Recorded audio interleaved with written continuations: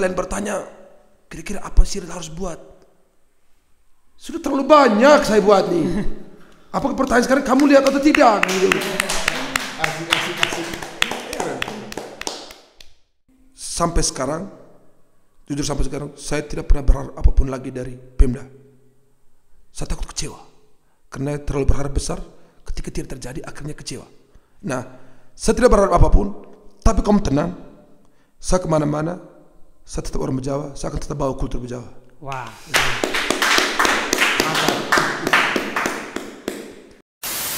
Selamat datang di Arista Podcast.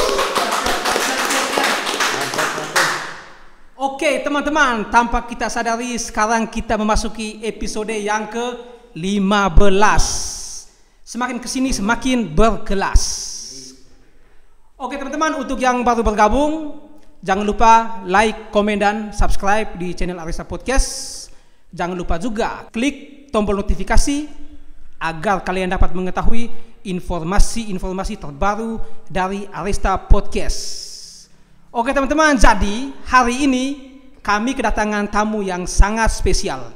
Jadi sebelum kita ke tamu kita yang sangat spesial, alangkah baiknya tak kenal maka tak sayang, maka dari itu kita memperkenalkan diri. Jadi yang pertama dari saya, nama saya Akonem sebagai host, dan my brother, nama saya Rico Rewo, Arista Podcast. Jadi untuk tamu kita yang sangat spesial ini adalah seorang musisi.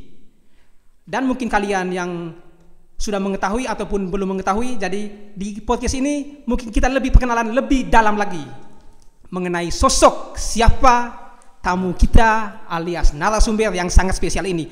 Oke, langsung saja. Kalau terlalu lama, terlalu banyak bacot, pasti kalian benci toh? Ya, si pembenci. Oke, langsung saja. Saya Silat Open Up. Terima kasih. Wow.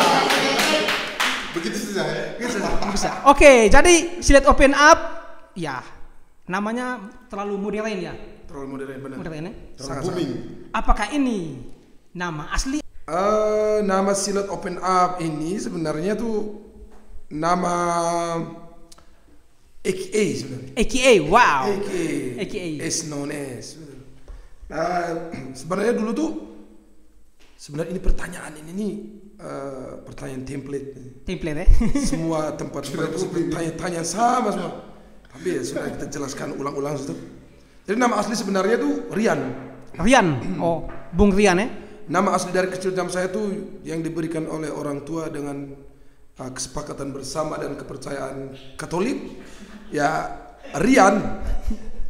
Siprianus, Rian. Siprianus. Ya, Siprianus. Ya, begitu. Jadi yang pakai Rian atau ada N? Rian, ada Rianus, tuh kan ada Rianus. Nah, itu masih diganggu teman-teman saya juga, panggil saya Sipri juga, saya bilang, "Woi, sama nama Rian." Oh, Sipri juga? Banyak itu. Kurang ngajar semua tuh. Nah, jadi kenapa sebenarnya menjadi silat itu? Karena waktu di seminari dulu itu saya sendiri pakai kalung silet tuh. Oh, jadi dulu Bung Silat dulu seminari ya? Ya, saya seminari Bunda Segala Bangsa Maumere. Jadi saya dulu tuh seminari Bunda Segala Maumere itu waktu kelas 1 semua kan teman-teman belum tahu nama tuh satu sama lain tuh. Belum tahu satu sama lain. Jadi mereka lihat satu kalung waktu itu yang gantungannya tuh silet. Silet, oh ya. Ya, gantungan silet. Waktu itu ada satu kepercayaan bilang siapa yang pakai kalung silet itu dia ganteng tuh. Oh, saya mengakusi diri saya ganteng itu. Kelas. Jelas. Jadi pakai kalung silet, saya sendiri pakai kalung silet waktu itu. Kalau kena dada robek juga. Ya, robek juga tuh, tapi dia tumpul. Nah, setelah itu waktu kami sebentar main bola tuh kan belum tahu nama teman-teman lain begitu.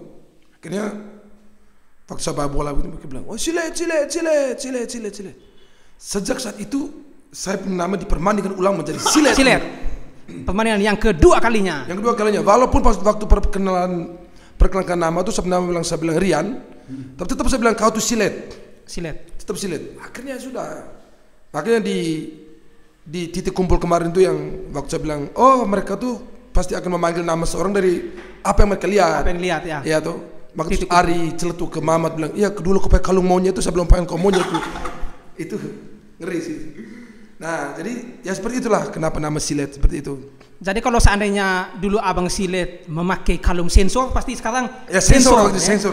Sensor open up ya? Iya benar. Untung saya tidak pakai kalung babi waktu itu. Kalau tidak, Babi. Mainlah, tidak boleh lah. Kalau Ya. tidak sekarang kan seminari. Kalau tidak sekarang imam. Ya. Jubah sesak. Dari Cyprianus Nah ini ketika iya. memakai silet, jadinya silet open up. silet. Nah open up itu nyusul. Apa? Open up-nya itu tuh nyusul. Nyusul. Itu nama belakangan yang saya ubah. Sebenarnya Open tuh ya kalau kamu kenal sama teman-teman dulu yang seminari terus SMP Frater tuh, mereka tuh tahu bahwa saya ini adalah Rian Silet. Rian Silet. Rian Silet. Rian aka Silet. Nah, open up itu ketika muncul waktu saya di Jogja. Ya. Dulu di Jogja tuh ada sabnya kakak orang dari Bejawa juga namanya Ariston Ozi. Ariston Ozi. Ariston Ozi. Salah satu musisi juga ya. Nah, Bung kalau Bung nonton ini klarifikasi Bung. Siap, benar. Jadi waktu itu saya benar-benar terinspirasi dari namanya beliau dan juga beliau juga waktu itu yang mengajarkan saya pertama kali soal FL Studio beliau. Nah, Ariston. Ke Ariston ini waktu dulu kami masih kecil-kecil itu kami teman bermain juga. Jadi mereka kakak kami adik-adik. Kami panggil ke Ariston ini kan Aris Batu. Ke Aris Batu begitu. Tapi ketika di Jogja nama berubah menjadi Ariston. Oh, bahasa Inggris. Batu itu kan batu. Batu ya. Batu di Inggris kan menjadi stone. Wow. Jadi Ariston. Ariston. Nah, ini lalu saya terinspirasi nama lengkap saya punya kan Cyprianus Buka. buka. Nah, BHUKA ada BH-nya nih. Jadi Buka gitu. Pelafalan orang Jawa bilang Buka. Cyprianus Buka. Saya pikir Buka ini open. Anjing lah. Silet open. Supaya keren harus ada 3 kata. Silet open up. Dia terbuka ke atas gitu. Anjay. Kalau terbuka ke bawah itu Silet open down. Open down, jelek kalau down tuh. Bila absa. Jadi ada 3 huruf SOU, silet open up. Begitu.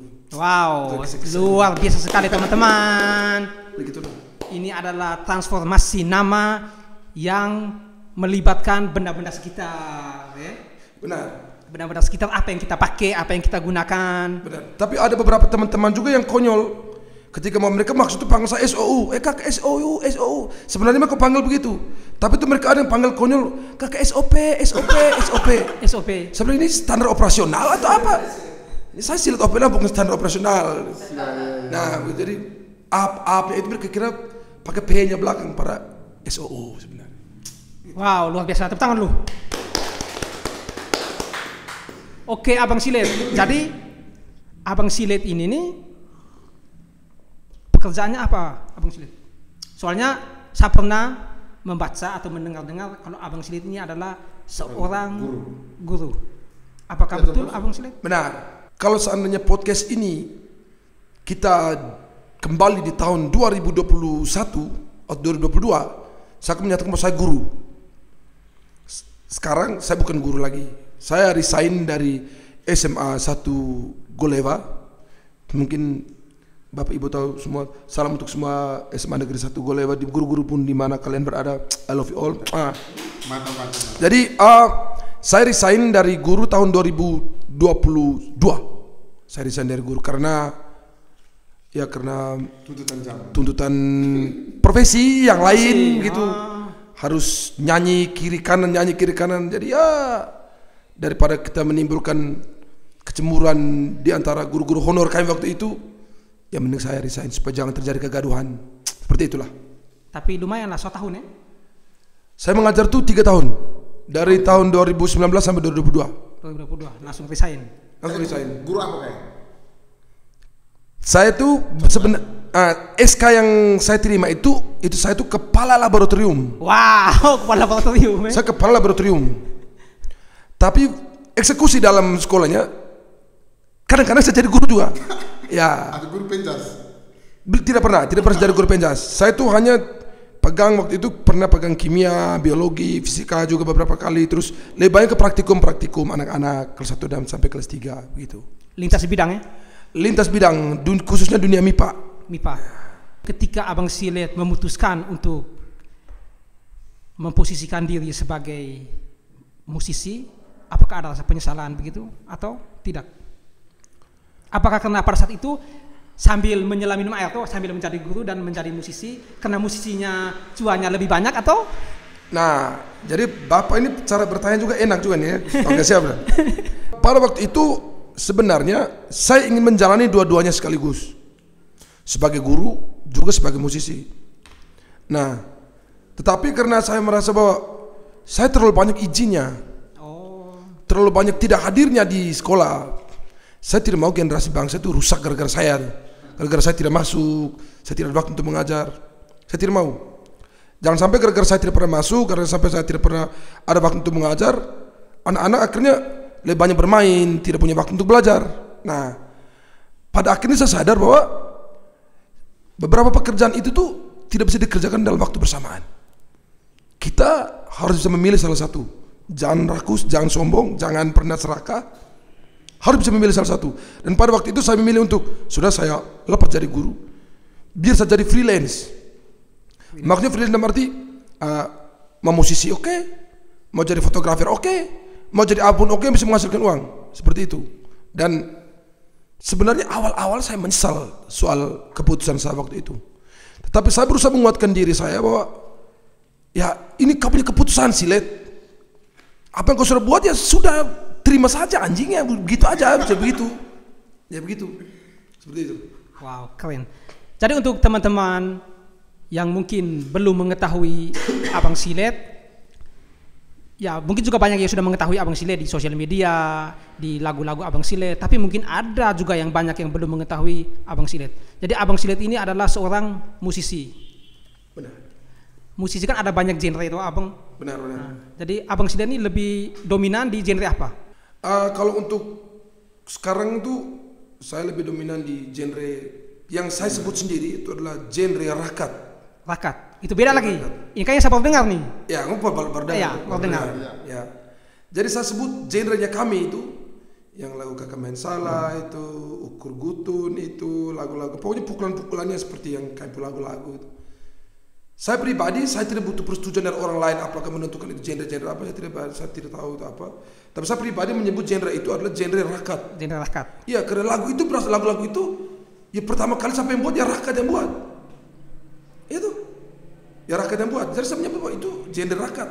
Karena jika lagu-lagu yang seperti itu diputar di seluruh NTT, kamu saya tarik kepala, tidak mungkin orang tidak joget. Pasti joget. Maka saya bilang lagu ini genrenya rakyat. Seperti itu. Jadi rakyat yang dimaksud ini rakyat timur. Timur kita NTT. Rakyat timur. Iya. Tapi kan berbicara mengenai musik kan pasti kita mengadopsi. Kalau Abang Silet menjudge bahwa Abang Silet membuat genre baru, genre rakyat. Pasti kan ada hubungan toh dengan musik, genre musik yang lain toh? Ya benar. Dia hubungannya dengan musik apa? Yang rakyat tadi itu? Genre rakyatnya yang saya maksud itu, kalau kamu dengar baik-baik pukulan itu hampir sama dengan pukulan dero. Dero, oh siap. Dero. Tahu lagu Ikimea tuh? Itu dia kan Ikimea kataruan kan seperti itu. Kan ambil dia punya kick semua, pukulan semua ambil tek masuklah sudah, oke tek masuk tek. Itu sebenarnya itu orang bilang perkawinan dari berbagai macam genre. Itu dero pukulan kicknya tuh ritme reggae punya masuk, terus melodi Minang punya, ya tau lagu Minang punya masuk, terus gaya nyanyi agak kemayu sedikit Melayu masuk, akhirnya semua lini masuk. Akhirnya ketika hubungan hasil kawin mawin itu disatukan, saya menyebut itu genre rakyat. Kenapa? Karena sebenarnya ketika genre itu sudah jadi, saya bingung ini mau genre apa nih? Terpaksa langsung ini genre rakyat. Rakyat punya ini sunni. Yang ditemukan oleh Silet Open Up. Bukan saya. Kau salah. Ini bahaya nih. Bukan. Ini salah ya. Jadi pertama kalau kamu dengar lagu-lagu jenis-jenis seperti itu tuh dari lagu-lagu. Kalau kamu tahu lagu yang Ada ukur gutun di sana sini. Sumulai cari-cari sensasi. Sudah cukup. Ya. cukup. Ya, Kalau- karena bernapasnya fals, karena bernapasnya fals ini. Kalau saya tidak salah, genre itu pertama kali ditemukan oleh anak-anak HLF, Hip Hop Lembata Foundation. Kalau sekarang mereka HLF itu rumah besar, mereka sekarang tuh namanya LHC, Lembata Hip Hop Community. Karena lagu itu yang ukur gutun itu pertama meledak, benar tidak? Benar. Habis ukur gutun baru yang Floba Mora itu. Siapa bilang Floba Mora tarabae biar AKE aja nai dia. Betul. Muncul itu setelah mereka kedua sudah muncul itu segala macam itu. Tiba-tiba Kakak Men Saleh masuk. Kami salah. Tutup semua itu. Bro. Kalau bahasa tutup itu terlalu sadis sih. Sadis ya? Dia mendampingi dua lagu Mendampingi. itu. Ya, dia Siap. mendampingi. Ingat. Tapi yang terjadi sekarang kayaknya menutupi itu. Itu kita tidak tahu. Saya tidak berani klaim di sini. Saya tidak bisa klaim di sini. Oke. Oke, Abang Silet. Terlalu banyak kita tadi cerita. Jadi Abang Silet ini pertama kali menggeluti musik ini sejak kapan ya?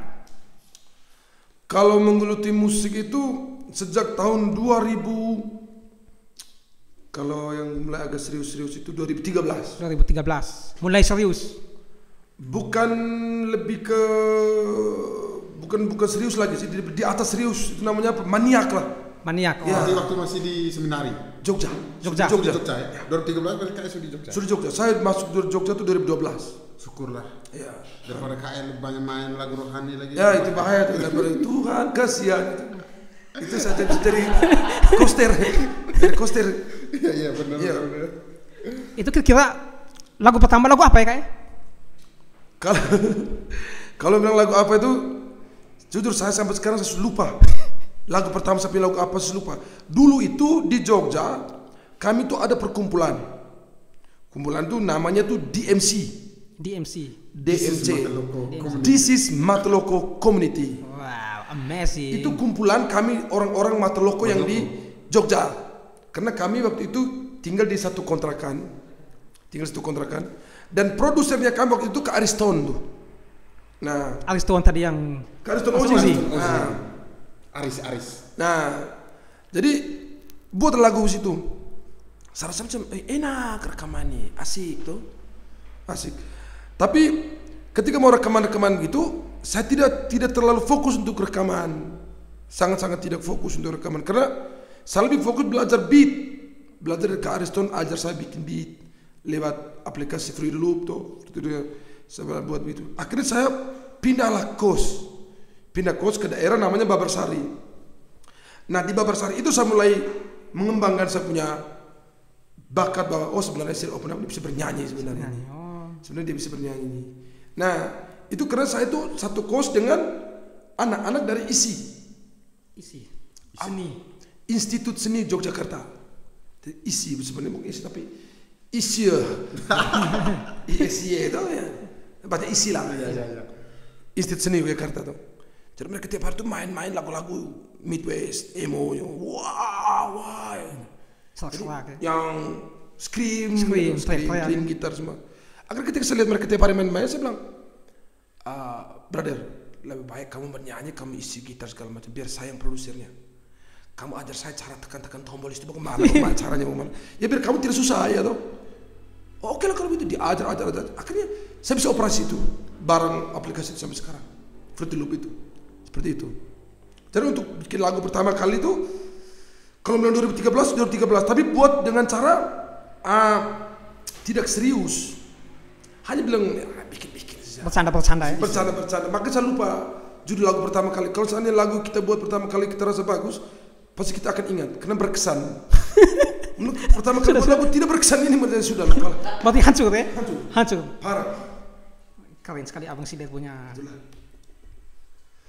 Jadi Abang Sidet berbicara mengenai karya seni, lebih khususnya di bidang musik nih, tentulah Abang Sidet berjalan tentu tidak terlepas dari komunitas. Jadi Abang Sidet ini pertama kali ini Abang Sidet langsung masuk komunitas atau langsung saya bisa sendiri, saya ini harus solo duluan.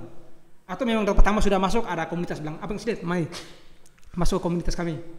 Nah waktu itu kan di Jogja itu kan saya pertama kali tinggal itu di kontrakan Goleva. Goleva. Isinya anak Mateloko semua. Itu isinya DMC ini. Jadi kalau kita dalam satu rumah, mau atau tidak, suka tidak suka, ya kau masuk komunitas DMC itu. Ya kan? Karena kita dalam satu rumah, coy. Ya toh? Ya. Kita bisa berdiri sendiri. Kalaupun saya berdiri sendiri, pertanyaannya saya bisa apa waktu itu? Ya. Saya bisa apa waktu itu? Iya toh? Nah, di situ kakak mulai, cara rap yang benar begini, bikin rima begini, diksinya, pilihan katanya itu bagaimana. Ketika beat begini, kalau eksekusinya harus begini, beat begini, eksekusinya harus begini, biar enak kedengarannya. Gitu, bos. Berarti Abang Silet ini seorang musisi ini itu mungkin ada terinspirasi dari mungkin keluarga sebelumnya, ada bakat-bakat musisi, atau memang saat di Jogja saya langsung bilang Faik sudah, walaupun tidak ada keluarga musisi, coba dulu. Jadi kalau kamu tahu dulu masih kecil tuh ada satu kaset pita kaset ya. Itu namanya Antara Familis. Itu penyanyi itu Yance Losa, Loli Voda, Evelyn Pawe itu. Kami keluarga penyanyi sebenarnya. Kak Yus yang sebagai produsernya. Kak Yus sekarang Antara Prima. Dia sebagai produsernya waktu itu. Dulu buat rekaman di Matuloko juga waktu itu. Nah, jadi kalau bilang mau langsung fight tidak, tapi karena sebenarnya kami punya gen sih. Punya gen bahwa mereka ini gennya ada sedikit menjadi penyanyi seperti itu. Nah, ketika di Jogja saya tes apakah saya memiliki gen itu. Ternyata cek ini ada tapi sedikit. Ya maksimalkan saja gitu. Begitu. Tapi itu lebih cenderung ke genre apa? Slow. Kami tuh waktu itu penyanyi slow. Penyanyi lagu daerah, lagu-lagu slownya kami ya. Maka saya bilang kalau soal sepi lagu Kakek Salah yang meledak itu, kalau mau bahasa paling buruknya tuh bukan saya menyangkal Kakek Salah, bukan saya tidak menyukai Kakek Salah, tidak. Saya sangat bersyukur dengan Kakek Salah karena Kakek Salah mengubah saya punya kehidupan, mengubah saya punya ekonomi, mengubah saya punya segala aspek kehidupan. Tapi justru lagu Kakek Salah itu tuh dia yang menjebak saya bahwa kau harus berada di genre rakyat ini. Iya, rakyat. Iya, karena ada lagu-lagu saya sebelum Kakek Salah itu ada. Ya. Itu slow semua tuh. Hanya tidak se-booming Kakek Salah. Tidak se-booming Kakek Salah. Ketika Kakek Salah keluar, Kakek Salah itu menjadi kayak gap, menjadi titik tolak bahwa ya Silet, kau tuh main genre ini saja, biar kau naik. Karena kalau kau main lagu slow, ya kau biasa-biasa saja begitu. Maka saya selalu bilang, Kakek Salah dan teman-teman lain kayak Matu Maja, ada Tamaga dan segala macam itu sebenarnya genre yang menghidupkan saya. Tapi kalau saya nyanyi lagu slow, itu sebenarnya sesuai dengan idealisnya saya. Idealis, ya. Betul, masuk akal. Jadi tidak bisa dipungkiri itu dengan lagunya Kakak Main Salah sehingga Abang Silet menjadi se-booming ini. Dan itu tidak bisa kita pungkiri. Tidak bisa dipungkiri. Jadi lagu Kakak Main Salah ini itu terinspirasi dari mana Kak? Maksudnya Kakak Main Salah itu mengapa Kakak Silet bisa membuat lagu Kakak Main Salah? Mungkin ada pengalaman pribadi atau pengalaman teman-teman atau? Jadi kalau saya cerita ini nih, minta maaf saya cerita sedikit ya. Jadi lagu Kakek Salah itu saya terinspirasi dari seorang teman. Nama siapa? Mungkin bisa. Jangan. Kayak teman, kalau kau nonton ini kau akan tahu ini kau tuh. Kau tinggal rasa sendiri. Kalau saya cerita sebentar kau tahu bahwa ternyata benar ya Silet namanya saya yang dia makan. Atau mungkin Abang Silet bisa omong dia punya inisial begini. Kalaupun saya omong inisial, kamu tetap tidak akan tahu. Karena ini teman SMA. Teman SMA itu sudah 15 tahun lalu. Teman SMA 15 tahun lalu. Tapi dia baru ketemu saya itu 2018 lagi. Ketemu setelah semua pulang kuliah dan segala macam, dia ketemu lagi. Sore-sore datang ke rumah. Ceritakan dia punya kehidupan, kami minum oke. Dia cerita dari kehidupan. Saya begini. Saya sudah antar belis nih. Semua sudah antar nih. Dia ambil ceweknya tuh orang Mau ya? Ya kita tahu sendiri orang Mau tuh dengan Sumba beda tipis. Ya terus ini orang Mau dan Sumba ada tuh orang Mau dan Sumba beda tipis. Dia cerita bilang saya sudah bawa ini, bawa itu, masih kurang kuda satu. Ini saya cerita kamu. Jadi masih kurang kuda satu. Saya bilang terus, tapi orang tuanya perempuan itu ada hati, ada kemurahan hati untuk supaya kau ambil saja dulu istri kau, menikah saja dulu, baru habis menikah baru ke bawah lagi. Dia bilang Sile tidak bisa Sile. Harus. Ini waktu punya ini nih, yang kepala batu punya ini nih. Seiring kami bercerita begitu, kami sambil minum oke nih. Akhirnya dia nada yang dari tadi keras. Ketika minum oke mulai lembut, air mata mulai keluar. Mulai sedih dan segala macam. Akhirnya saya dengar bercurhat, saya bilang, saya sekarang belum ada rezeki. Kalau saya ada rezeki saya kasih kau. Saat itu. Akhirnya saya bilang, teman, bagaimana kalau kau cerita ini saya angkat jadi lagu? Dia bilang begini, intinya jangan sebut nama dalam. Saya bilang tidak mungkin, ada kebenaran dalam. It's okay. Saya bilang gampang, tidak mungkin ada kebenaran. Akhirnya dia pulang dan segala macam. Akhirnya puji Tuhan sekarang dia sudah menikah. Sudah anak 2 kalau tidak salah. Tapi bukan dengan dengan cewek itu. Oh, walaupun cewek itu. Ya kalau tidak dengan cewek itu dia rugi dong, ya tuh. Sudah bawaan yang 3 kuda 1 belum batal nih. Wah, itu fight lah itu tuh. Nah, jadi setelah habis itu saya bikin lagunya. Bikin apa le? Bagaimana? Nona pun belis mahal, kakak setengah mati. Setengah mati karena itu kurang kuda tuh. Kurang si kuda itu. Kalau kurang anjing si anjing. Iya. Jadi kurang itu. Jadi kakak sudah jaga nona. Mereka pacaran sudah lama. Terus nona pun belis mahal, kakak main salah. Nah, banyak orang bertanya bilang begini, Sila kenapa kau bilang kakak main salah? Saya bilang, ya kita untuk sekarang kita tidak usah munafik. Ya itu tidak usah munafik. Saya sengaja menggunakan kata main di situ. Artinya main itu bukan negatif yang kau maksud negatif, main yang apa, bukan. Kakak main salah itu artinya itu selama ini saya suruh salah bermain dan kau terus nih. Saya tidak bermain dengan perempuan-perempuan lain. Oh iya. Gitu. Cinta mati. Karena saya terlalu mencintai kau, maka ketika belis-belis datang ini segala macam saya setengah mati. Saya suruh salah nih, kakak main dan kau terus salah. Ya tuh. Sekarang saya bertanya dulu. Kamu kalau pacaran perempuan, ya tuh terus orang tanya, "Oh, kau di mana?" Saya main-main sama itu ani. Ya bisa kata main-main, itu. Ya. Benar tuh? Ya. Atau kau di mana? Saya main-main dengan teman-teman ini. Masa iya main-main kamu negatif semua kan? Benar. Ya tuh. Saya ada main-main teman-teman, ada main-main kawan-kawan, main-main om-om, main-main dengan tantan, main-main dengan saudara-saudara. Masa iya kamu negatif semua? Maka saya bilang, biarkan orang lain menerjemahkan kata main itu sesuai dengan kepala. Ya tuh. Mau dalam sebenarnya maksud positif, kalau dia menerjemahkan negatif, ya sesuai dengan kau punya perspektif. Seperti itu. Oke. Wah, keren. Abang Silet punya kawan juga. Salam untuk Abang Silet pun kawan tuh ya. Terus kayak kalau kakak main salah nih, kayak pernah manggung di mana sih? Atau setiap kayak diundang untuk manggung, kayak sering bawa ini lagu ini kakak main salah.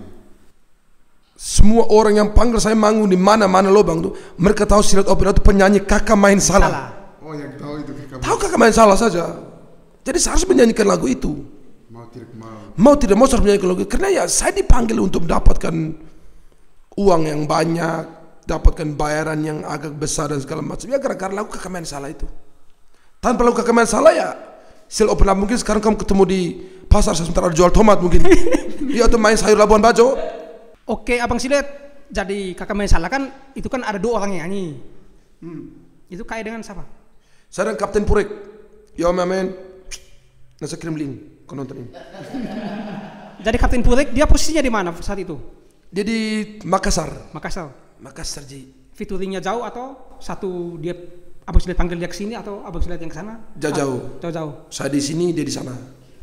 Gitu. Saya di Bejawa, dia di Makassar. Makanya kami. Tapi saya take vokal di sini.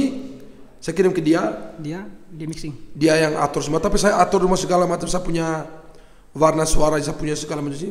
Masih kirim dia baru dia yang setting. Ya. Oh. Berarti kakak main salah dari perjalanan cinta. Yang Silet punya teman ya. Ya benar. Ada kontribusi tidak di sini untuk teman. Kau butuh apa kok? Telepon saya. Ada kontribusi ada. Hanya kalau kan kita kan ibaratnya kita tidak tahu dia punya kesusahan apa sekarang, apa semua segala macam itu. Saya selalu tanya, maksudnya apa. Tapi dia tidak pernah mau kasih tahu. Ya rasa dia baik-baik saja. Tapi ingat kalau kau susah, tolong jangan telepon saya. Makanya telepon. Ya. Asik. Ada Abang Silen. Orang enak juga. Terus. Dan juga langsung Abang Silen langsung membuat video klip yang sangat sederhana tuh ya. Yang pikul batang pisang tuh. Itu konyol sih. Konyol ya. Bisa ada ide pikul batu pisang ya. Itu semua gara-gara Portas itu. Portas terbaik. Dia bisa suruh bilang kau ini orang susah dalam lagu. Kau ini orang susah. Dia langsung cabut gitu ya. Iya, dalam lagu ini kau ini orang susah. Kalau kau tidak susah, kau tidak mungkin keluarkan lagu ini. Kan kakak main salah, mundur kan berarti kau susah. Berarti kakak untuk mundur kau nak cari yang lain semua. Berarti kau miskin ini, kau tidak bisa bayar. Iya toh? Dari lagu itu sudah menunjukkan bahwa kau miskin. Jadi jangan sosok kaya dalam video klip, jangan sosok kaya. Realistis. Bikin video klip itu yang realistis. Iya toh? Nah, jadi tunjukkan bahwa seorang Jawa asli itu yang bagaimana, yang potong batang pisang mau pi kesemakan babi, iris batang pisang, stres, kau pasir, kau jadi tukang pasir sebentar, kau tukang bangunan sebentar, freelance untuk cari uang, dapat uang untuk bantu beli barang-barang untuk jadikan beli sebentar itu. Iya toh? Dalam lagu saya kau menunjukkan kau mundur, kau dalam video klip kau sosok kaya. Masa iya dalam video klip mobil mewah, open jazz. Kalau begitu lagu lirik jangan mundur saya tuh. Bila saya bayar semua saya begitu. Ya tuh. Begitu. Yang realistis saja, yang real saja lah. Kenapa Abang Sile tidak mau bintang video klipnya teman yang tadi Abang Sile cerita? Itu lawan baca sih. Itu lawan baca sih itu. Itu langsung tahu. Itu walaupun yang tahu sebenarnya hanya kami saja orang dalam, tapi namanya orang bilang mulut ke mulut lah. Mulut ke mulut ya. Pasti akan tersebar. Makanya saya betul-betul menghilangkan dia punya narasumber dari lagu itu dan segala macam bentuk inspirasinya, supaya betul-betul menghilangkan semua. Oke, jadi Abang Sile ketika Abang Sile menciptakan lagu Kakak Main Salah, Abang Sile tahu tidak kalau misalnya ini lagu ini dia akan booming, dari sekian banyak lagu yang saya buat, ini lagu ini akan booming. Untuk perasaan seperti itu tidak ada. Tidak ada.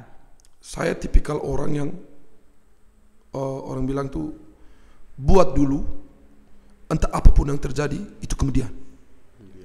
Intinya buat dulu. Saya tipikal orang yang seperti itu, yang ketika saya ingin sesuatu saya akan buat dulu, entah mau benar atau salah itu kemudian.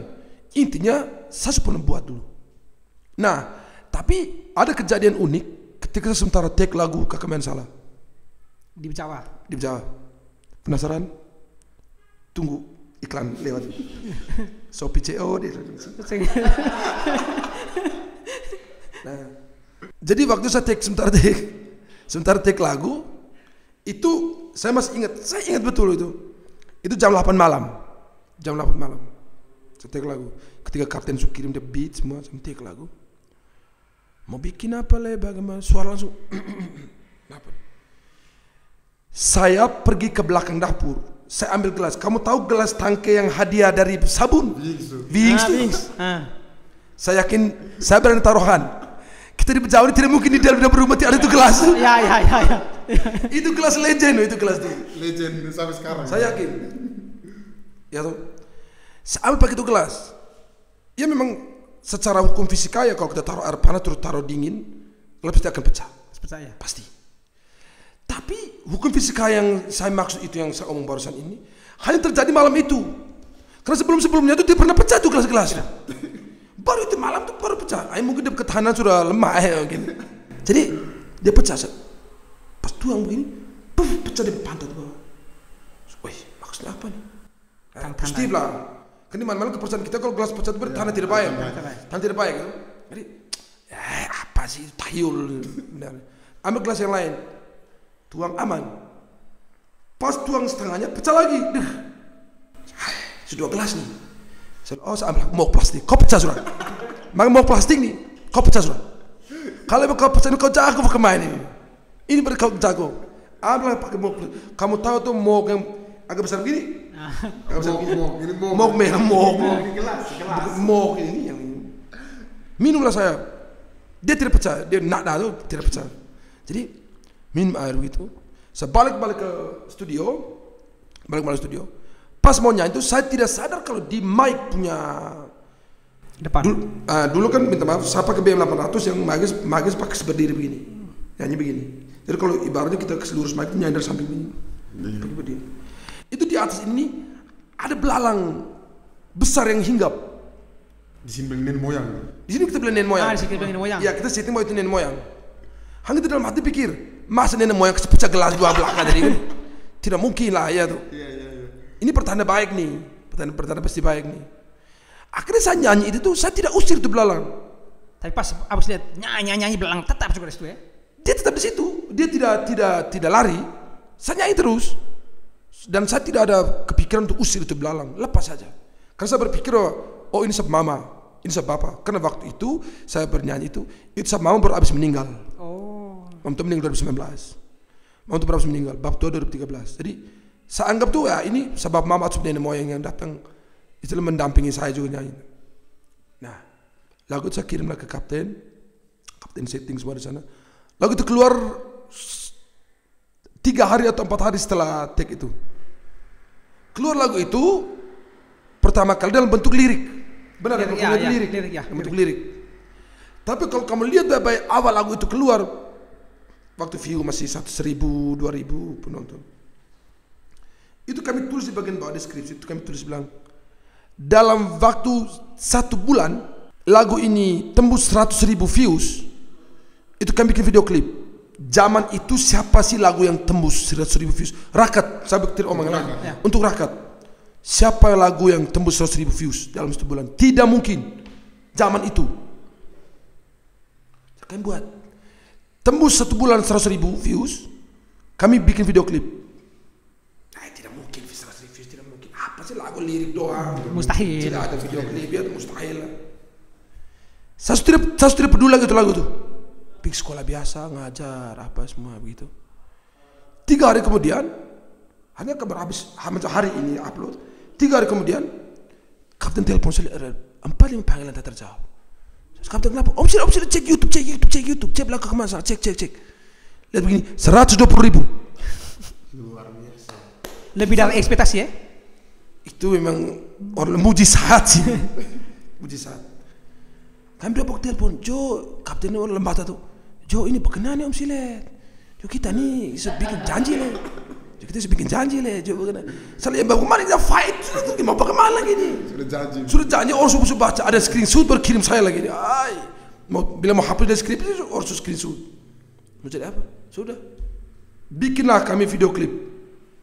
Langsung Di Jawa. Saya tuh bikin pakai kamera besar pakai pikul tuh. Tahu tuh, handycam yang besar. Yang tulis di kanan tuh 480D. Itu tuh kualitas gambarnya 480 itu. Tapi entah kapten buat bagaimana caranya segala macam, tidak lama keluarnya tuh 1080. Mungkin dia ekstrak atau bagaimana, tidak paham lah juga itu. Keluar yang itu 1080, akhirnya agak HD lah yang keluar di situ.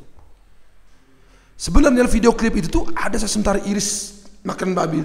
Iris makan babi memang ada di situ. Tapi ada yang hasil irisan itu sapi bawa ke babi.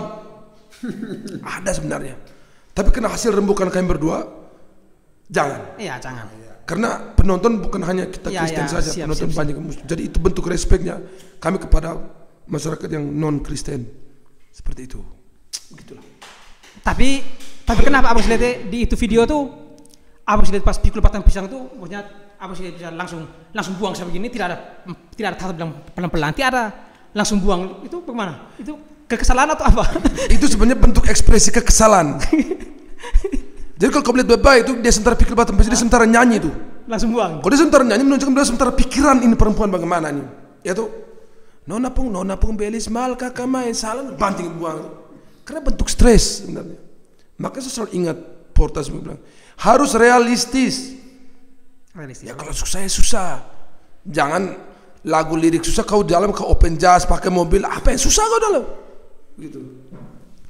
Jadi ketika lagu Kakak Main Salah itu sudah melalang buana di sosial media lah, ada yang di TikTok, Instagram, mereka menggunakan back sound itu atau lip sync dan segala macam. Tentu kan view-nya kan semakin meningkat. Nah, itu pasti pertama kali mungkin ada yang kontak Abang Silet bilang, wah ini Bung bisa manggung di sini kah, manggung di sana, di mana kah? Pertama kali manggung kena lagu Kakak Main Salah itu di mana? Itu langsung ke pagi-pagi ambiar Trans TV. Trans TV. Awalnya, startnya. Karena waktu itu kalau tidak salah tuh Marlon Abraham, dia tuh tiktokers. Dia lip sync pakai itu. Ya lip sync ya betul. Jadi semua orang komen gini, panggil penyanyi aslinya dong, panggil penyanyi aslinya dong, panggil penyanyi aslinya. Semua orang banyak kirim ke saya bilang, tidak mungkin juga TV panggil, tidak masa ya senu begini mas, no TV panggil, nah, tidak mungkin. Dia bilang satu malam, itu sekitar jam 11. Saya sementara di studio bikin lagu yang lain, bikin gitu. Kapten telepon, Osil jauh kah? Jauh dari kerumunan kah? Saya di studio sendiri. Bagaimana? Ini dari Trans TV telepon. Saya bilang, ini TV yang benar tidak nih? Dan sampai orang prank, ya toh? Yang benar tidak? Ini benar sudah nih dari Trans TV telepon. Sudah Om Sile kalau begitu, habis ini Om Sile kirim KTP. Dan saya kirim KTP. Saya kirim nanti ketika sudah kirim habis, sudah kirim habis ke mereka. Baru nanti kita lihat mereka respon bagaimana.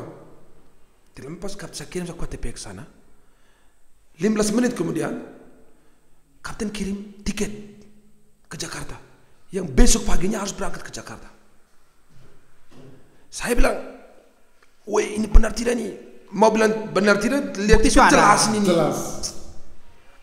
Bagaimana suruh ini? Aku sudah gemetar sih, memang mau percaya tapi gemetar sih. Percaya dan tidak. Kapten video call. Saya kapten video call di orang Trans TV. Walaupun onsu. Wah. Wah, ini benar ini benar. Sudah saya ambil tiket, pegang HP, ambil tiket, bawa ke Meto ke dalam kamar. Meto tidur, jam gitu Meto tidur. Jadi saya bangun, bangun. Kenapa? Ini ada telepon dari Jakarta ini. Ini tiket besok ke Jakarta nih. Meto balik, Meto lihat saya, Meto bilang, kau kurang tidur. Mimpi ya. Kau kurang tidur. Kalau kurang tidur kan bentuk halusinasinya tinggi. Memang awalnya saya coba pikir, saya bilang, coba ini. Sakit ini benar ini sakit nih. Lihat HP lagi.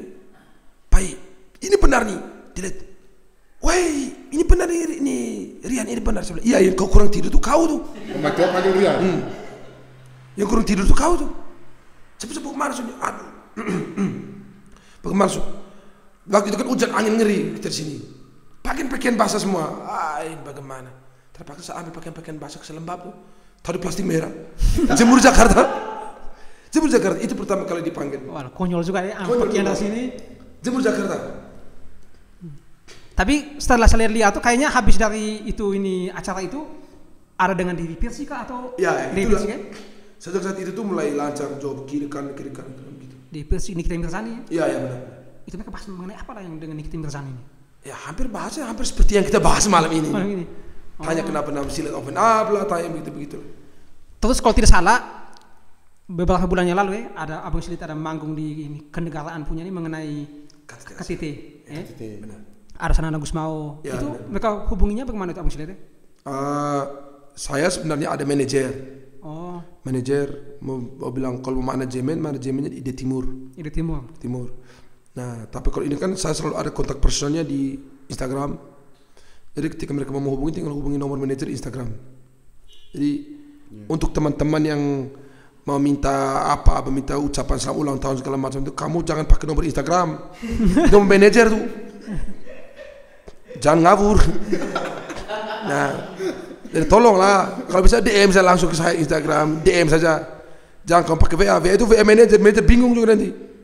Nah, jadi mereka hubungi saya karena pada tahun 2021 itu saya setelah dari TV itu saya dipanggil ke Awards di Jakarta untuk dapat penghargaan lagu Timur. Jadi Pak Wisnu Tama sudah save satu nomor gitu. Jadi ketika begitu dia butuh penyanyi, makanya dia telepon, dia bilang, saya butuh penyanyi itu yang main salah itu loh. Akhirnya saya dipanggil. Ya itu awalnya macam mimpi juga, masa ya acara ini KTT ASEAN mah, ini bukan arisan Mentomori. Asli. Serius. ini sekelas negara ini, masa ia percayakan seal open up nih? Ya Tuhan, ya tuh ikut koor tidak pernah, ya tuh. Kalau acara Memento Mori kita bisa pakai suara sedikit juga dari belakang lagu Bunda Maria kita ya dari belakang sedikit tembak-tembak. Ini acara negara bos. Mas tidak percaya juga saya waktu itu, tidak percaya. Tapi ya namanya saya selalu percaya bahwa kerjanya alam semesta, kerjanya Tuhan, kerjanya sebab Mama di surga, Tuhan Yesus, Bunda Maria, ya selalu pasti yang terbaik. Seperti itu. Tapi saat itu tidak sama atau Pakian juga jemur di sana? Tidak lagi. Jadi itu prestasi KAI yang paling berkesan di situ tuh ya. Itu KTT ASEAN ya. Ya, ada di depan Pak Jokowi juga lah ya. benar. Itu dalam dunia saya bernyanyi itu adalah level paling tinggi. Yang menurut saya itu paling tinggi. Pencapaian paling tinggi saya itu, pencapaian terbaiknya itu tampil di KTT ASEAN itu. Itu ketika saya lihat Sanana Gus Mansur menari, kau nggak tahu kata kau habis usah apa itu kau. Iya memang. Kalau kamu lihat waktu saya tampil pertama itu, kalau kamu lihat baik-baik di video itu, kalau kamu lihat baik-baik nanti kamu tolong tampilkan cuplikannya sebelah sini. Oh iya ada. Nanti kalau kamu lihat ekspresinya saya itu gugup sekali waktu mau turun panggung tuh. Gugup sekali mukanya tuh, yang so hey ha. Baju putih ya. Baju putih pakai selempang sini. Kakak main salah, mau bikin apa lah itu? Kamu lihat muka gugup sekali itu. Tapi ketika saya pandang lihat kesana Gus Mas sudah goyang, Pak Prabowo sudah goyang, Pak Jokowi sudah goyang, saya bilang kamu selesai sebut kamu. Kau nggak awal ya anak kamu habis kamu. Itu kayak beri habis dalam hati kayak orang bilang Rabun itu karena sudah percaya diri sudah naik tuh, kamu selesai sebut kamu. Akan begitu. Kawin lah, Abang Silet. Oke, jadi teman-teman. Itu tadi berbagai cerita dari Abang Silet yang sangat berkesan. Jadi Abang Silet ada pertanyaan satu nih Abang Silet. Siap. Jadi semakin hari semakin banyak musisi-musisi baru yang muncul dan juga pelaku-pelaku yang lama juga pasti akan buat karya juga dengan lagu yang tidak kalah menarik. Bagaimana cara Abang Silet mempertahankan eksistensi di tengah maraknya penyanyi-penyanyi baru? Ya, kalau dari saya pribadi, langkah yang selalu saya buat itu, yang paling pertama itu upgrade. Selalu upgrade seiring berjalannya zaman tuh, seiring berjalannya waktu. Nah kalau kamu lihat beberapa lagu saya punya beberapa akhir-akhir ini tuh, kebanyakan lagu-lagu tuh bentuknya singkatan. Lihat macam Matu Maja, makin jadi, ya tuh. Terus si Akades, anak kepala desa. Terus si siapa ini? Saya kasih apa juga? Akades itu memang Andi yang nyanyi, tapi saya yang buat. Saya yang buat. Jadi bentuknya Akades. Terus si Manja siang malam di jalan itu belum ada video klipnya sampai sekarang. Terus apa namanya? Dulu ada lagu judul Kanebo, Kakak Nekat Bodoh itu. Ya itu ada judul. Nah, lalu bagaimana cara saya upgrade atau cara eksistensinya itu? Saya selalu membuat lagu-lagu satu dalam bentuk singkatan. Saya selalu buat dalam singkatan. Terus kalau kamu lihat ada sebuah lagu ada judul Notardo, Nona Target Dompet gitu. Notardo, ya tuh. Karena saya tahu bahwa kita di Bejawa, saya tidak omong di NTT, saya omong spesial kita di Bejawa. Karena saya tidak mau bicara dulu yang di luar-luar, saya omong kita di Bejawa. Kita di Bejawa ini suka hal-hal unik yang saya lihat. Contoh kau tulis macam saya punya kemarin Matu Maja, saya kasih keluar lagu hari ini, saya bisa pastikan 2 minggu kemudian saya lihat di bemper auto track itu di belakang Matu Maja tuh. Pasti ada itu. Iya itu pasti ada tuh Matu Maja pasti. Ada yang Akades juga, Aseba, ada ini, ada serba salah. Itu. Ada senyum bahaya Aseba. Nah itu cara-cara saya punya untuk mempertahankan eksistensi saya punya. Terus mempertahankan lagu-lagunya saya juga yang seperti genre-genre rakyat itu. Nah, terus beberapa kali harus terima job manggung juga, jangan takut tampil. Jangan. Karena kalau kau takut tampil, nanti orang bilang gini, dia ini penyanyi studio saja. Dia takut tampil depan orang banyak karena mentalnya tidak ada. Itu cara saya untuk mempertahankan eksistensi saya. Itu begitu. Dalam studio dan luar studio harus seimbang ya Bang? Ya benar.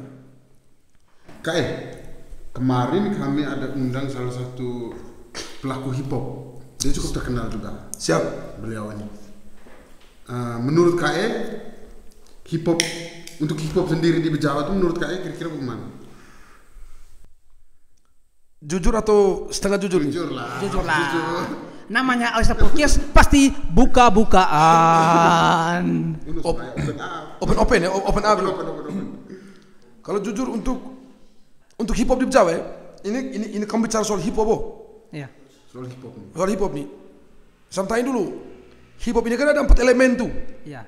Ada rapper, ada graffiti tuh, DJ, B-boy. beatbox, b-boy, acapella semua banyak tuh.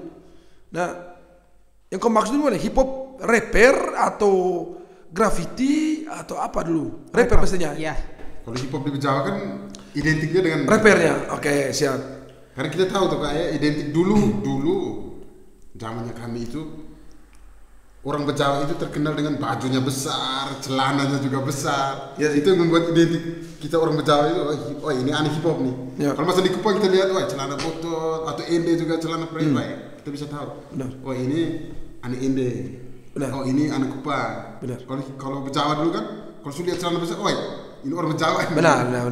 Kalau untuk saya sih, kalau jawaban dari Pak Host punya pertanyaan soal bagaimana hip hop di Bejawa, untuk saya sekarang saya akan jawab bahwa hip hop di Bejawa itu harapan tipis. Harapan tipis. Harapan tipis, jujur punya nih. Harapan tipis. Harapan tipis dalam arti mati enggan hidup tak mau gitu. Maju Iya. kena mundur kena. Iya. Sekarang begini ya. Kamu bicara siapa rapper di Bejawa? Untuk sekarang. Kalau dulu banyak. Kalau sekarang yang kau tahu tuh pasti cuma satu orang, namanya Mr. G satu. Mr. G. Ada Jimmy satu. Jimmy Maka satu. Benar. Ya tuh? Mr. G. Benar tuh? Iya. Harus diakui. Nah, kalau tidak ada Mr. G, mungkin mati. Hip hop Bejawa mati nih. Mati. Hanya karena ada Hanya misal- G memberikan asa. Jangan mati dulu dong, jangan dulu mati. Fight lah. Dia buat lagu Bejawa kultur lah, bikin ini, angkat budaya Bejawa begini. Dalam bentuk hip hop. Mungkin beberapa orang mungkin ada yang tidak suka dengan dia. Ada tidak suka dengan kayak cara bermainnya dia, eksekusinya dia seperti apa. Tapi mau tidak mau, kamu harus terima bahwa dia sekarang, dia adalah pelaku hip hop terakhir yang ada dia nih. terakhir. Iya. Mau siapa lagi? Sama tanya, mau siapa lagi setelah dia? Ada pun nih. harus keluarin. Ini nih salah satu pelaku yang mati. Beliau ini. Molora bon apa sudah fals. Tapi kalau dulu tuh banyak. Wah dulu tuh banyak tuh. Kapatris itu senior, Kapatris orang enak. ABC, anak-anak ABC itu, Clean B, terus BCB. ya banyak B Unit, BCB, semua tuh orang mencampur rapper tuh B semua depan. Pasti ada B. B Bejawa. Clean B apa pokoknya B apa tidak tahu lah. Bumble B mungkin tidak ada. Termasuk di MC juga. Kami dulu di MC. Nah, jadi tuh kalau dulu banyak. Kalau dulu tuh kalau dari BCB itu Kapatris, ya toh. Abangku nonton ini. Siap salah bang. Jadi Kapatris itu hip hop sejati, itu rapper yang Saat ini. ini nama Kamoko, Chester, Fao, Arif Hawo. terus ini Kamaik, guru Maik tuh. Perempuan tuh siapa perempuan nih? Ellen Queen. Ellen Queen. Ada satu lagi kayak teman pendek. Siapa? Mickey Fernandez. Ya, Juga salah satu pelaku. Jembo. Banyak. Itu banyak. Ya seperti itu. Banyak sekali itu rapper. Tapi ketika mereka punya masa itu habis, Mulai. habis, hilang. Jadi sampai sekarang kalau bicara soal hip hop Bejawa yang bertarung soal rapper di Bejawa nih, ya cuma si Jimmy itu. Mr. G. Kamu lihat beberapa postingan di Wonderful Indonesia itu ada lagu Bejawa Kultur tuh. Wah, siapa tahu lah. Ada. Kalau tidak salah dengar di mana, TikTok atau di mana? Itu ada orang pakai soundnya dia Bejawa Kultur. Segala macam. Ada Bejawa Kultur, Bejawa Guncang, trap. Itu keren sih menurut saya, itu keren. Jadi yang mempertahankan asa dunia rapper hip hop di Bejawa. Kalau sekarang kita bicara per hari ini, kita bukan omong masa lalu. Per hari ini ya cuma si Jimmy itu, Mr. Jimmy. Kalau yang saya tahu saya. Oke, tadi kita sudah sebutkan pelaku-pelaku hip hop. Ada Jembo, Moko dan lain sebagainya. Kenapa tidak dengan Neo Clenby? Neo Clenby. Kalau menurut saya beliau tuh senior, yang kedua tuh dia bukan rapper. Kenapa bisa seperti itu? Iya, Abang Neo kalau Abang Neo nonton ini klarifikasi kalau saya salah. Abang Neo itu dia bukan rapper. Kalau menurut saya, pandangan menurut saya, dia tuh adalah penyanyi R&B, rhyme and blues. Dia penyanyi R&B, dia tuh singer, bukan rapper. Memang kalau setahu saya, kalau lagu-lagu dulunya itu kan memang ada dia nge-rap tuh, rapper. Tapi kalau di orang bilang kalau kita gabung sudah lagu-lagu yang dia nyanyi itu, dia lebih banyak menjadi penyanyi R&B, penyanyi, singer. Ingat, rapper dengan singer tuh berbeda. Kalau rapper itu dia membuat ritme dalam beat itu dengan bentuk kata-kata, dan kata-kata dia bentukkan suatu ritme dengan mengikuti tempo beat itu. Itu rapper. Kalau singer, selain dia membuat kata-kata, selain dia mengikuti ritme itu, dia juga membuat melodi dalam lagu itu. Misalnya ada ada penyanyi, ada misalnya contoh begini tuh. Kalau rapper kan misalnya singer kan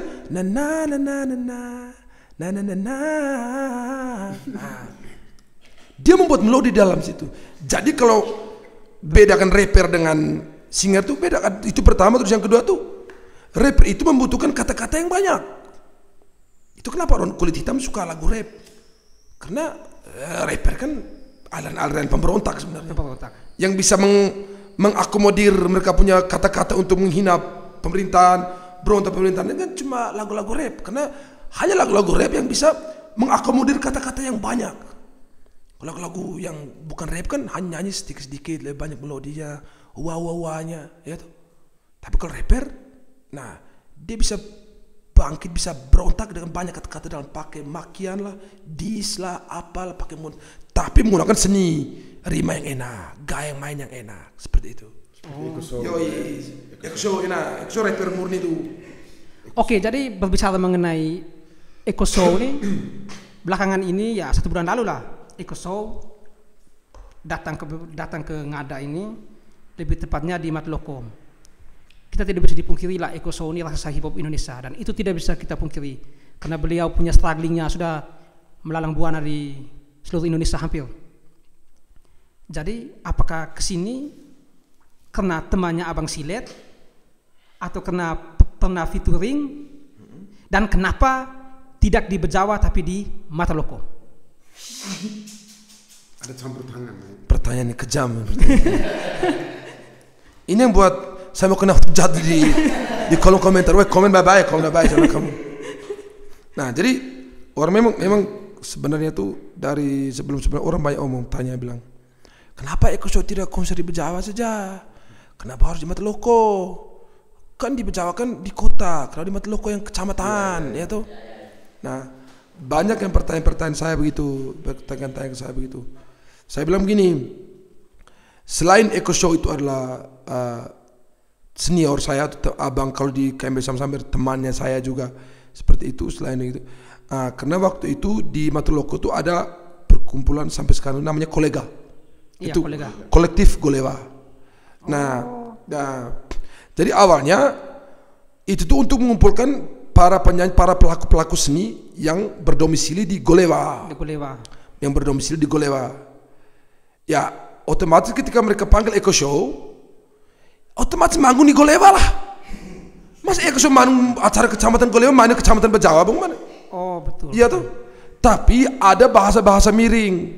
Benar. Ada bahasa-bahasa miring yang bilang, wah itu gara-gara temannya Silat open up lah, inilah, itulah maka harus di Mataloko lah, inilah. Terus ada orang bilang, ya walaupun temannya Silat open up, kok kenapa tidak buat di Bejawa? Ya tahu? Agak kerasa surat emosi, orang terlalu bertanya seperti itu. Saya bilang, kalau kamu mau Eko Show manggung di Bejawa, ya kamu tinggal datangkan dia saja. Selesai perkara tuh. Bayar dia atau dia akomodasi segala macam itu, yang manggung di Bejawa. Ini yang datangkan ini namanya kolega, yaitu kolektif Golewa.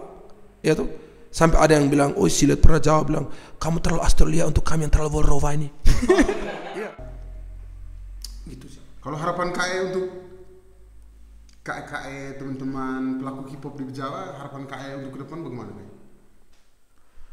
Ya jangan pernah ibaratnya tuh menghilangkan hobi kalian demi pekerjaan kalian.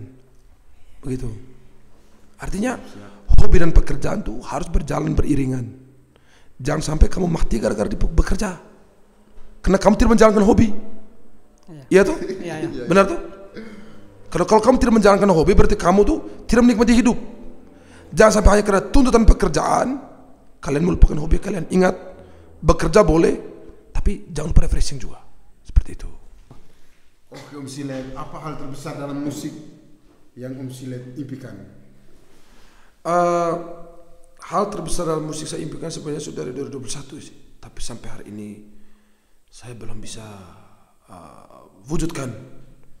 Yaitu saya mau bikin satu tempat seperti creative house gitu. Creative house begitu. Dalam arti saya bikin usaha apa begitu di dalam. Misalnya dalam dunia nyanyi, saya bisa ajarkan adik-adik untuk cara mixing, cara mastering, terus cara bikin lagu, cara terus dalam dunia fotografi, ada cara foto, editing seperti apa. Biar mungkin adik-adik yang orang tuanya tidak sanggup untuk biaya, mereka tidak sanggup biaya mereka ke sekolah yang lebih lanjut, misalnya kalau hanya bentuk tamat SMA atau tamat SMP, mereka ketika mereka masuk ke situ, pas mereka keluar mereka sudah punya kemampuan, sudah punya skill, yang skill itu yang pada akhirnya buat mereka dapat uang nanti.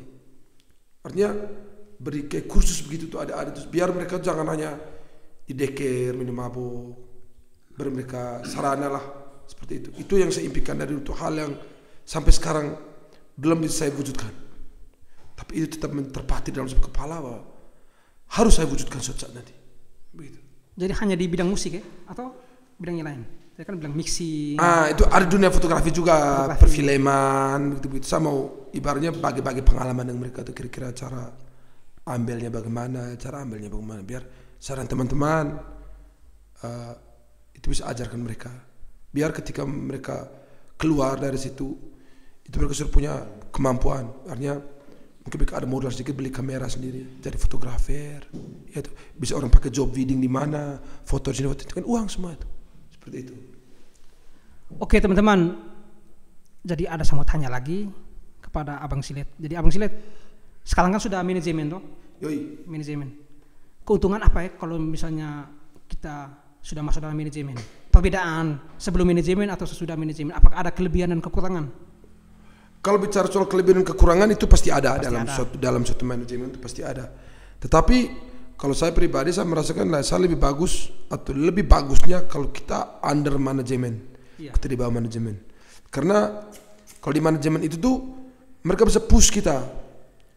Kalau kita malas, wait, kau udah 3 bulan gak ada lagu nih, gimana? Tekan, harus ada pushnya, harus ada pertama. Terus yang kedua, lagu-lagunya kita itu otomatis dilindungi. Copyrightnya ada, hak ciptanya jelas kita punya. Itu ada Ide Timur, karena Ide Timur itu saya bukan endorse Ide Timur sini, sorry, saya cerita Ide Timur itu dia bisa atur saya punya, ibaratnya saya punya pendapatan dari YouTube, DSP, Digital Sound Provider, itu DSP terus. Kalau secara ekonomi jujur saja meningkat.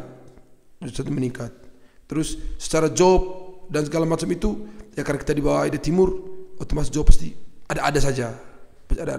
Misalnya kalau saya lagi stay di Jakarta, terus ada job untuk Ide Timur cari penyanyi-penyanyi tidak ada. Saya punya Ide Timur yang penyanyi ada Ide Timur ada di Jakarta sekarang siapa? Oh Silet Open Up yang turun. Beberapa kali saya turun. Wakil Ide Timur. Nah seperti itu. Jadi kalau di bawah manajemen itu kayak kita tuh sudah terjadwalkan lah kayak begitu. Agenda bahwa minimal dalam 1 bulan kau harus 1 lagu. Dalam 2 bulan minimal 1 lagu atau 2 lagu seperti itu. Jadi kita ada yang menekan kita. Kalau kita sendiri memalas-malas, tidak seperti itu. Tidak ada yang push kita. Tapi saya 2 tahun tanpa manajemen, tapi ketika saya di dalam manajemen saya agak bagus. Karena ada yang tekan saya untuk bikin lagu. Kalau tidak kan saya santai terus. Iya toh, seperti itu. Ide Timur yang ini pemiliknya Eko Show toh? Atau? Ya, salah satu pemiliknya Eko Show. Oke, jadi saya sempat dengar juga ada pelaku hip hop dari daerah sebelah. Dia sempat juga buat lagu diss, sempat singgung juga Ide Timur. Ya, saya dengar. Ya, dengar. Itu menurut Abang Silet bagaimana? Kalau untuk lagu diss antara mereka itu, pertama saya pasti otomatis tidak ikut nimbrung. Tidak ikut nimbrung karena tidak ada urusan sama saya. Nah, itu pertama. Terus yang kedua, dia menyinggung soal Ide Timur. Ya. Kalau menurut saya sih ya semua orang bebas berekspresi. Entah kau mau singgung ini apa, singgung itu, singgung ini, singgung itu bebas berekspresi. Namanya juga diss track. Diss track ini kan berarti menunjukkan satu ketidaksukaan, gitu. Jadi dia pukul rambang satu kali dengan Ide Timur tuh. Ya, it's okay. Menurut dia punya pemikiran yang seperti itu, ya kita tidak bisa melarang pemikirannya dia. Iya toh? Benar tidak? Nah, bisa kita ambil logika standar saya begini. Kopi ini, menurut saya kopi ini terlalu manis, tapi menurut bos pas. Apakah saya harus sama dengan pemikiran seperti bos? Tidak perlu. Cukup sama-sama menikmati saja. Seperti itu. Kalau dari saya seperti itu sih. Singkat, padat, dan jelas. Tapi kan kita pasti memiliki rasa sakit hati lah, Maksudnya orang singgung hampir rumah, loh. Mereka singgung saya punya rumah besar. Ya sih. Perlu diklarifikasi mengenai buat apa balas atau ngapain ladenin? Kalau dari saya pribadi, saya sebenarnya bingung mau jawab bagaimana. Tetapi karena dia menyinggung Ide Timur, menyinggung Bung Eko, Bung Eko Show dan segala macam. Toton, Jackson, ya itu kalau menurut saya sih ya itu dia berurusan dengan rapper Ide Timur, ya mereka itu. Oh ya, tidak menyebutkan nama. Tidak menyebutkan nama saya di situ. Jadi menurut saya tidak ada masalah di sini. Saya tidak punya masalah. Saya hanya sebagai pendengar saja, ya menikmati apa yang mereka mainkan. Saya sebagai pendengar saya menikmati. Dan saya pribadi itu ya saya senang kayak dengar seru. Mereka bermain seru. Saya menikmati mengikuti saya. Hanya gara-gara mungkin karena saya di bawah Ide Timur, jadi saudara bertanya seperti itu. Kalau dari saya sih ya saya menikmati saja. Dan saya tidak mau mengambil yang lebih dalam lagi. Saya respect untuk semua pelaku-pelaku yang di situ, respect begitu. Keren. Pemikiran yang sangat-sangat bijak. Oke, Abang, silakan. Maafkan pertanyaan dari saya terakhir, Bung Silet. Kita tahu KAI sendiri dari Ngada. Jadi KAI tahu sendiri bahwa di Kabupaten Ngada ini kabupaten yang sangat mati, kota yang butuh sekali hiburan. Apakah KAI ada niat untuk mau sekali lah ada manggung di Kabupaten Ngada atau di Jawa lah? Dan tidak. Selain kemarin di Matuloko ya KAI. Ya. Mungkin sekarang KAI ada niat untuk mau manggung di Jawa. Tapi 2 tahun lalu itu festival Wolobobo itu saya manggung di Jawa tuh, manggung saya. Nah terus yang baru-baru juga mereka panggil tapi saya tidak bersedia lagi. Ya itu kenapa ya? Tanyakan pada diri Anda. Oke, keren. Iya, hanya mau jelaskan di sini takut nanti di komen orang bakal hantar. Silet atau begini, anak anjing lah, anak monyet lah, aku lah segala macam. Saya tidak mau menunjukkan segala macam hal itu, tapi cukup kalian lihat apa yang telah saya buat untuk Kabupaten Ngada selama ini. Mungkin saya tidak bantu dalam hal materi, saya tidak bantu dalam hal yang lain, tetapi secara untuk mengiklankan Ngada di mana-mana, saya berani omong, saya yang paling masif. Kita jangan omong jauh-jauh. Lihat cuplikan di bawah ini. Lihat di Trans 7 Trans 7 di bawah. Ini saya pakai pakaian adat Bejawa ini. Pakai pakaian adat Bejawa itu. 2021 saya tampil dengan penyanyi dangdut ini, siapa lupa namanya, lagu yang Via Valen itu pakai jas Bejawa itu, jas Bejawa, ya tuh, itu pakai jas Bejawa. Saya tampil di Trans TV, saya omong soal Huivu, ya tuh, saya omong soal Huivu, saya omong pakaian khas Bejawa di situ.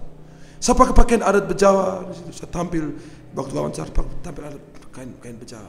Terus di TV juga yang saya main di acara awards itu 2020 itu ada saya pakai jas Bejawa itu. Tapi dari Pemda jangankan beri ucapan, datang lihat saya senyum pun tidak gitu. Lalu kalian bertanya, kira-kira apa sih harus buat? Sudah terlalu banyak saya buat nih. Apakah pertanyaan sekarang kamu lihat atau tidak? Gitu. Sampai sekarang, jujur sampai sekarang, saya tidak pernah berharap apapun lagi dari Pemda. Saya takut kecewa, karena terlalu berharap besar, ketika tidak terjadi akhirnya kecewa. Nah, saya tidak berharap apapun, tapi kamu tenang. Saya kemana-mana, saya tetap orang Bejawa, saya akan tetap bawa kultur Bejawa. Wah.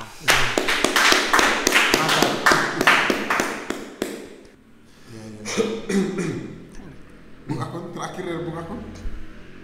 Abang Silet mungkin ada give one quotes untuk penonton atau anak-anak ngada, atau mungkin mau menyampaikan sesuatu kepada Abang Silet punya keluarga, teman-teman dan lain-lain. Oh ya. Terima kasih. Abang Silet. Untuk saya punya saudara-saudara, teman-teman dan seluruh masyarakat Bejawa dimanapun kalian berada, saya mengucapkan limpah banyak terima kasih karena sudah mendukung saya sampai sejauh ini. Terus untuk seluruh masyarakat Indonesia, NTT khususnya, Bejawa lebih khusus lagi, itu saya ucapkan limpah banyak terima kasih. Semoga kalian semua selalu diberkati juga, apa yang kalian buat selalu Tuhan kasih rahmat tuh. Nah, terus terima kasih untuk saya punya istri, anak, terus keluarga, orang-orang yang selalu mendukung saya, support saya dan segala macam itu. Terus ada satu quotes dari saya,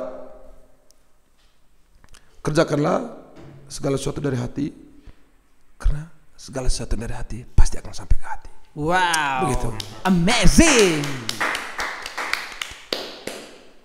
Oke teman-teman, sekian sudah topik kita hari ini yang membahas mengenai perjalanan karirnya Abang Silet, suka dukanya Abang Silet, pencapaian, mengenai komunitas-komunitas dari Madloko sana, ya Goleva lah ya. Ya. Dan juga suatu kebanggaan lah buat kita telah mendatangkan musisi dari Gorontalo Ekoso. Ya, Ekoso. Gorontalo benar. Luar biasa. Karena kalian lihat siapa sih yang datang bawa musisi-musisi luar ke sini? Hanya Abang Silet Open A. Iya toh? Jadi, bukan begitu juga sih, itu kolega yang bawa sih sebenarnya. Hanya karena saya ini yang punya koneksi dengan Bang Eko. Jadi melalui saya urusan nego dan segala macam melalui saya. Begitu. Kalau bilang cuma karena saya sih bukan juga, itu kolega punya uang yang bawa Eko ke sini. Saya sih cuma fasilitator lah katakan. Ya gitu. Tapi kan tanpa Silet Open Up tidak mungkin juga toh Abang Eko datang ke sini toh. Itu angku sih. Oke lah, lanjut. Oke teman-teman, sekian topik hari ini. Terima kasih untuk kalian semua. Salam respect dari kami Arista Podcast. Ditunggu tamu kedatangan yang akan datang di Arista Podcast episode ke-16. Tapi mungkin jika kalian memiliki request tamu yang akan datang, harap kalian komen di kolom komentar tamu siapa yang akan kami undang. Oke, sekian topik kita hari ini. Saya Akonem dan saya Rico Revo. Lagi-lagi dengan Silet Open A. Terima kasih banyak. Yo, peace out.